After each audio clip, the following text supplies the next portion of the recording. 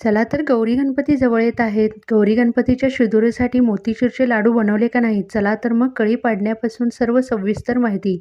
इथे मी कळ्या आज पाडून घेतल्या होत्या आणि मस्त असे त्याचे मोतीचूर लाडू अगदी बाहेर मिळतात ना, अगदी आपल्या हलवाई स्टाईल बनवले होते. इथे 1 वाटी फुल्ल मी बेसन घेतलेलं आहे. ह्यामध्ये आपल्याला अगदी पाव चमचाच मीठ घ्यायचं आहे. आणि अगदी चिमूटभर यामध्ये खाण्याचा सोडा मी ॲड करते. खाण्याचा सोडा अगदी आवश्यकतेनुसार वापरला तरी, नाही वापरला तरीही चालू शकतो. पण थोडंसं आपली जी बुंदी आहे त्याला क्रिस्पीपणा येण्यासाठी इथे खाण्याचा सोडा वापरला आहे. थोडं-थोडं करून पाणी मिक्स करून घ्यायचं. अगदीही पाणी लगेच नाही ॲड करायचं. बघू शकता अशा प्रकारे पीठ आपल्याला भिजवून घ्यायचं आहे.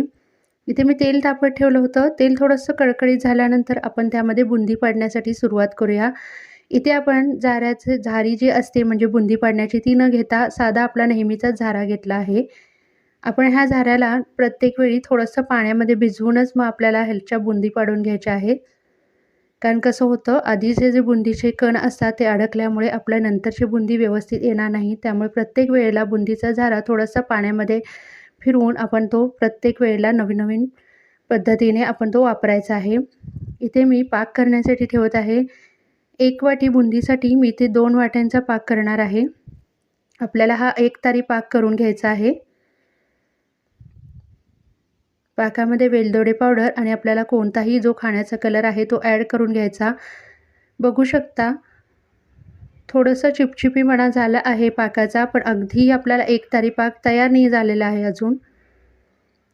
आता बघू शकता एकतारी पाक कसा तयार बनतो तो. अशी एकसारखी तार खाली आली की आपल्याला समजायचं की पाक तयार झालेला आहे. सर्व मी बुंदी आधी करून घेतल्या होत्या. आपण आता थोड्याशा मिक्सरमध्ये फिरवून घेऊया. जास्तही बारीक न करता थोडंसं मोठंच आपल्याला वाटून घ्यायचं आहे. सर्व आता मी एकत्र काढून घेते आणि परत एकदा थोडंसं फिरवून आपण सर्व बुंदी फिरवून घेतलेली आहे. पाक आपला शिजतोच आहे. त्यामध्येच आपण आता बुंदीचं जे मिश्रण होतं आपण मिक्सरमध्ये फिरवून घेतलेलं तेही त्यामध्ये ॲड करूया आणि थोडंसं आपल्याला शिजवून घ्यायचं आहे. ह्यामध्ये 1 चमचा साजूक तुपाचा वापर करायचा आणि ह्यामध्ये आपल्याला हवे तेवढे आपल्याला कोणतेही ड्रायफ्रुट्स ॲड करून घ्यायचे. इथे मी मगजबीचा वापर केला होता. बघू शकता थोडा वेळ गॅस तसाच चालू ठेवल्यानंतर आपलं आता हे शिजलेलं मिश्रण थोडंसं ताटामध्ये गार करण्यासाठी घेऊया.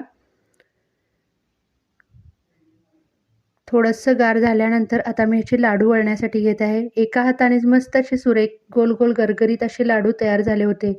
अगदी हलवाई बनवतात ना तसे मोतीचूरचे लाडू आज अगदी आपल्या कमी साहित्यामध्ये आणि घरगुती साहित्यामध्ये तयार झाले होते. तर कशी